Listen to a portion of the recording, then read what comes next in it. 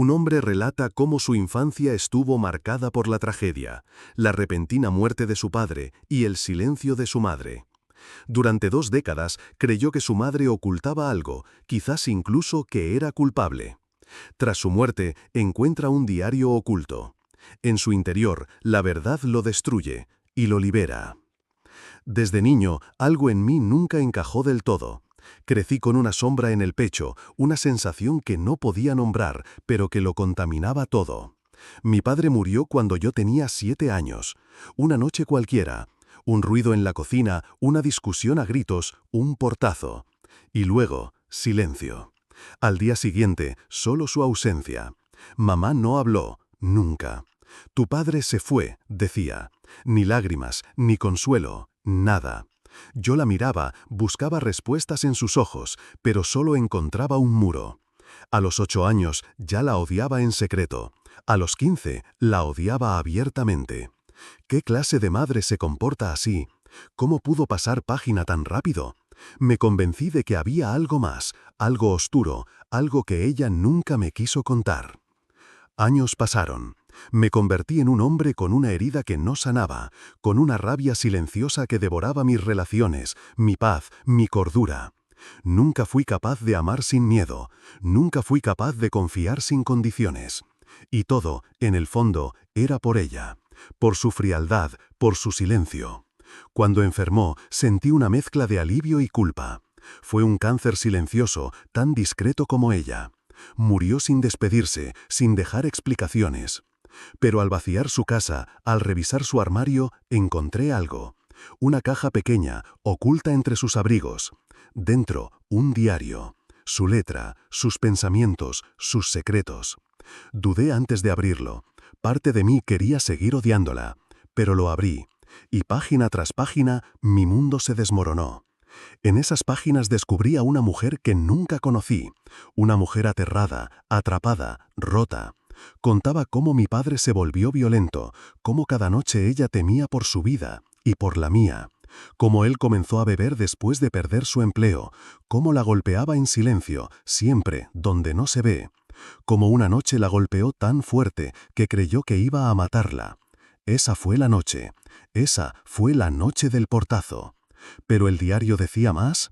Decía que yo vi cosas que no debía ver, que bloqueé los recuerdos, que fue el trauma lo que me protegió. Mamá no lo mató. Él se fue. Pero ella no me lo contó. Porque yo lo vi todo. Porque yo me quedé en la escalera, temblando, con los ojos abiertos y el corazón roto. Y ella, para protegerme, me borró la verdad con su silencio. Pasaron días desde que leí ese diario por primera vez, pero algo dentro de mí no encontraba paz.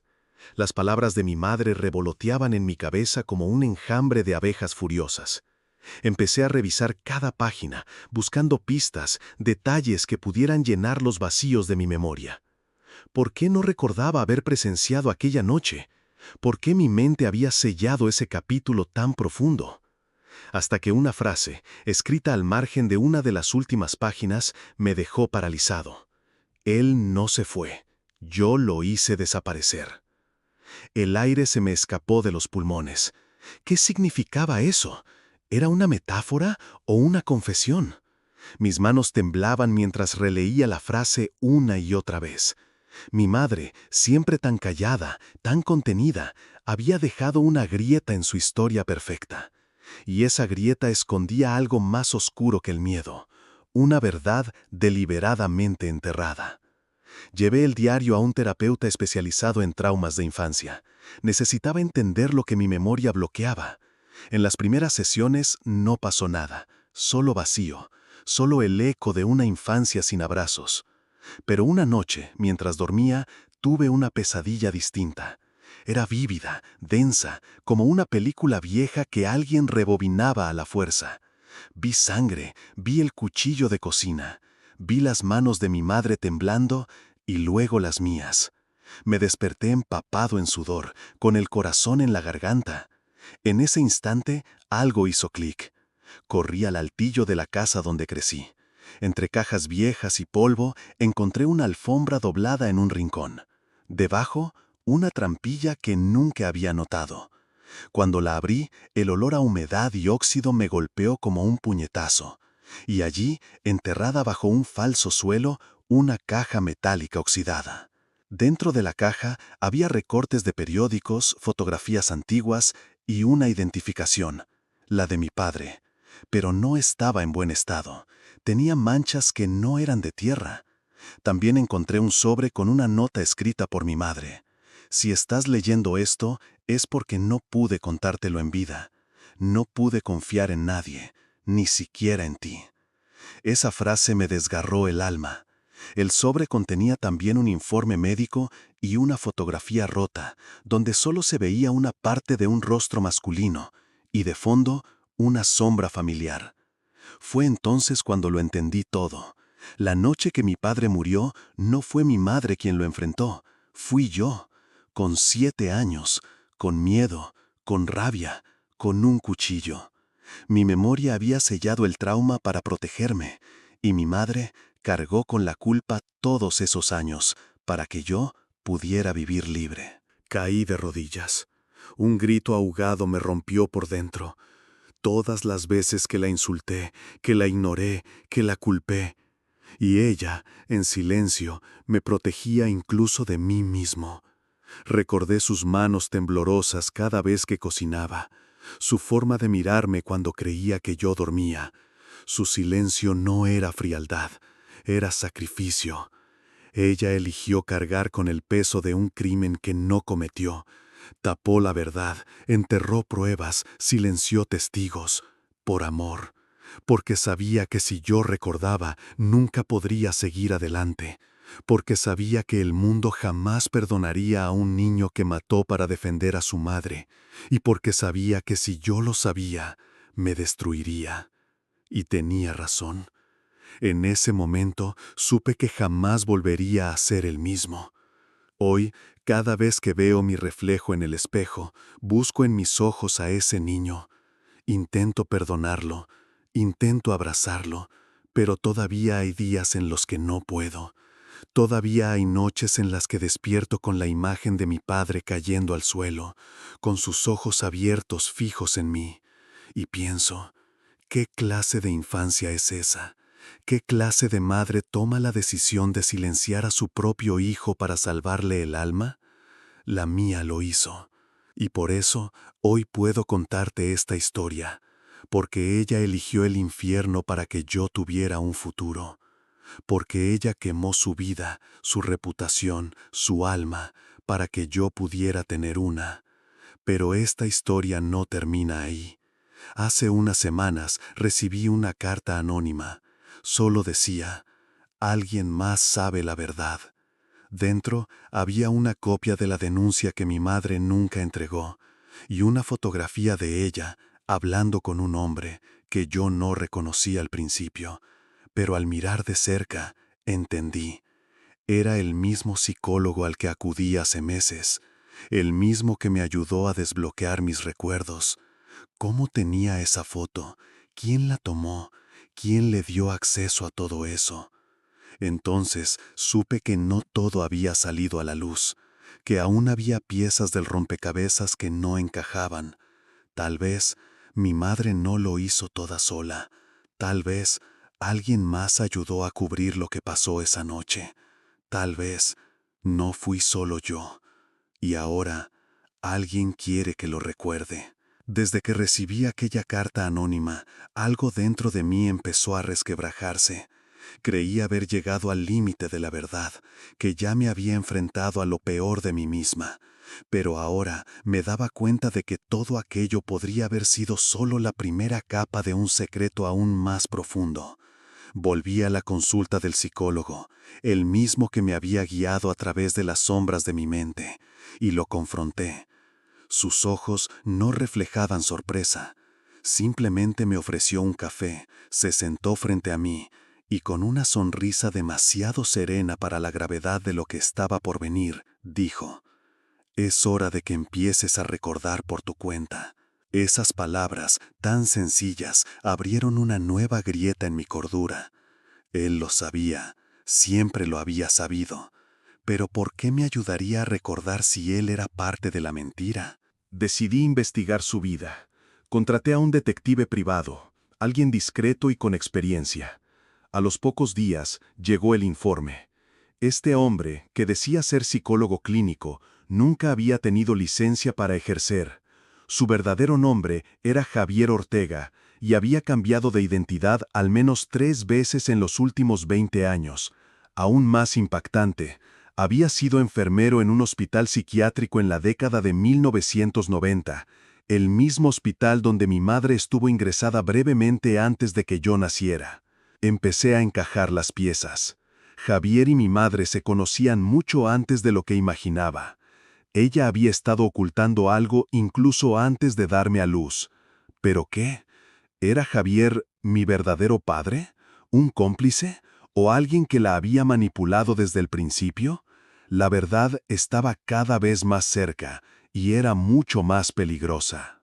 Regresé a la casa de mi infancia con el detective. Tuvimos que registrar cada rincón. En el sótano, entre las tablas sueltas del suelo y las paredes con goteras, encontramos algo que nadie debería encontrar jamás: viejas cintas de VHS, cuidadosamente guardadas, todas marcadas con fechas y un nombre: Javier. Al verlas, la conmoción fue total. Eran sesiones de hipnosis, donde mi madre, aún joven, contaba secretos que parecían no tener fin. Hablaba de voces, de rituales, de un pacto para proteger al niño que aún no ha nacido. En una de las grabaciones, dijo llorando: «Necesita olvidar. Si recuerda, el otro despertará». ¿El otro? ¿De qué hablaba? ¿Era una metáfora del dolor? ¿O había algo más oscuro, como un trastorno, una disociación? Con cada cinta emergía una nueva capa de horror y duda. La verdad no era nada simple. Empecé a perder el sueño. Mi mente ya no distinguía la realidad del recuerdo. En uno de esos ataques de insomnio me miré al espejo, y juro por todo lo que es sagrado, vi otra versión de mí misma mirándome. Una mirada vacía, fría y sonriente. Esa noche me desperté en medio de la calle, descalza, con las manos cubiertas de tierra y barro, y no podía recordar cómo había llegado allí. Cuando llegué a casa, encontré la puerta abierta. En la mesa había otra carta, esta vez escrita a mano: «Está despertando, y no te gustará lo que recuerdes». Fue en ese momento que la paranoia se hizo real. Empecé a sospechar que Javier no estaba solo, que había otros, que sabían, que observaban, que esperaban que me convirtiera en lo que tanto habían luchado por borrar. Pero, ¿borrar qué? Regresé al hospital donde mi madre había estado internada, usando los datos de la investigación. Tras sobornar a un empleado, pude acceder a archivos antiguos, guardados en el sótano del archivo. Allí encontré un expediente con su nombre, documentos con la palabra «clasificado» y un antiguo sello del Ministerio de Defensa. Mi madre era paciente de un proyecto secreto experimental, de control mental. Utilizaban hipnosis, psicofármacos y la inducción de falsos recuerdos. Pero lo más inquietante, el programa pretendía comprobar si los traumas extremos podían generar personalidades múltiples y transmitir esta división mental a los niños mediante la epigenética. Yo formaba parte del experimento. No era solo una víctima, era el producto de un experimento prohibido. Y ahora, lo que despertaba en mí era el resultado de eso. No solo tenía un trauma, tenía un alter ego, y estaba empezando a tomar el control. En el punto álgido de mi caos mental, cuando los recuerdos de mi madre, las cintas de Javier y las cartas anónimas parecían fundirse en una pesadilla sin salida, decidí hacer lo único que aún me parecía racional: ingresarme voluntariamente en una clínica psiquiátrica.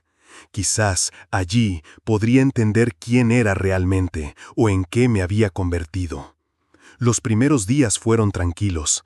Recibí medicación suave y participé en sesiones de grupo. Pero todo cambió la sexta noche. Desperté con voces familiares. Eran las mismas de las cintas, las mismas que mi madre oía. Salí de la habitación y vi a pacientes de pie en el pasillo, como en trance. Y entonces, en la sala principal, estaba allí, Javier, no como una visita, sino con el uniforme de la clínica, como si nunca hubiera salido de allí. Me miró y dijo, «Por fin has vuelto a casa». Eso no tenía sentido. Había elegido estar allí. Pero, ¿y si nunca me hubiera ido?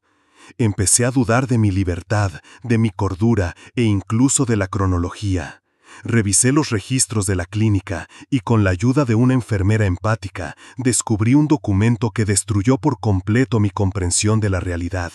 Mi nombre estaba registrado en ese hospital desde 1997, el mismo año en que falleció mi madre. El expediente decía que sufría de esquizofrenia disociativa, con episodios psicóticos graves, y que había sido hospitalizado tras cometer un crimen brutal en la adolescencia. El expediente decía que el paciente construía realidades paralelas para lidiar con la culpa, y que, en los últimos años, había desarrollado una personalidad secundaria investigadora, alguien que creía estar desentrañando su propio pasado.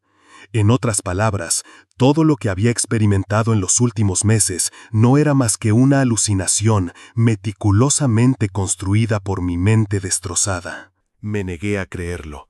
Exigí hablar con el director de la clínica. Me dijeron que no atendía pacientes, pero al forzar la entrada de madrugada, irrumpí en su despacho. Y allí, entre los archivos, encontré la confirmación definitiva. Un dossier con mi nombre completo, fotos mías sometiéndome a sesiones de electroshock y, lo más inquietante, una grabación de vídeo mía, con otra voz y postura, diciendo, «La verdad es insoportable. Inventé una historia para escapar de ella. Javier nunca existió. Soy Javier». La pantalla se apagó. Mi reflejo apareció en el monitor apagado, y en ese instante lo comprendí. Yo era el psicólogo. Yo era el paciente, yo era el monstruo y la víctima. Mi mente había creado a Javier como una figura de autoridad para intentar curarme de lo que había hecho, matar a mi madre en un ataque de locura y luego ocultarlo tan profundamente que tuve que partirme en dos para seguir con vida. En la última escena, estoy sentado solo en la cafetería de la clínica, en silencio. Una enfermera coloca una bandeja en la mesa y me llama por mi nombre. Pero no responde cuando le pregunto ¿cuál?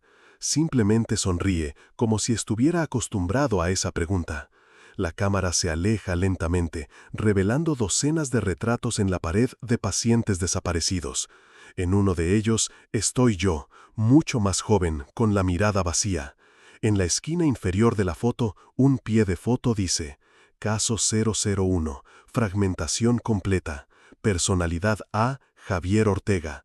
Personalidad B, David H. La pantalla se oscurece. Un sonido metálico resuena, como una puerta que se cierra para siempre. Y entonces aparece una frase final.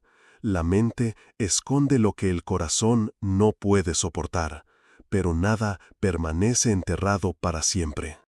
Si esta historia te puso la piel de gallina, te hizo dudar de la realidad o simplemente te mantuvo enganchado hasta el último segundo, quiero saber, ¿cuál fue el momento que más te impactó? Escribe aquí en los comentarios, comparte conmigo qué te pasó por la cabeza mientras la veías. Y si te gustan las historias intensas, con giros psicológicos y finales que se te quedan grabados en la cabeza durante días, no olvides seguir el canal Crónicas de Superación. Aquí, cada historia es un espejo del alma, y a veces el reflejo es más oscuro de lo que imaginamos.